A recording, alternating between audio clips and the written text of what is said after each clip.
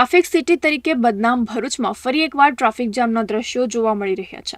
અંકલેશ્વર નજીક national highway number 48 પર વાહનોની લાંબી કતાર જોવા મળી રહી છે. અંકલેશ્વરની વાલિયા ચોકડીથી રાજપીપળા ચોકડી વચ્ચે સુરત તરફ જતી લેનમાં 3 થી 4 કિલોમીટર સુધી વાહનોની લાંબી કતાર લાગી છે. ઉનાળાની ગરમીમાં વાહન ચાલકોએ કલાકોના કલાકો વાહનમાં સેલાવવાનો વારો આવ્યો છે. વાલિયા ચોકડી નજીક આમલા ખાડી પરનો ઓવરબ્રિજ સાંકડો હોવાને કારણે વાહનોની ગતિ અવરોધ રહી છે અને જેને કારણે દિન પ્રતિદિન ટ્રાફિકની સમસ્યા વકરી રહી છે.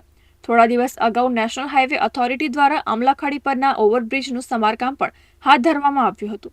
જો કે બ્રિજ સાંકડો હોવાથી આ સમસ્યાનું નિરાકરણ હજી સુધી આવ્યું નથી. ત્યારે નેશનલ હાઈવે પર આવેલા ઓવરબ્રિજને પહોળા કરવામાં આવે તો જ આ સમસ્યાની નિરાકરણ આવી શકે તેમ છે. વાહન ચાલકો ટ્રાફિક જામની સમસ્યાના ઝડપી નિરાકરણની માંગ કરી રહ્યા છે.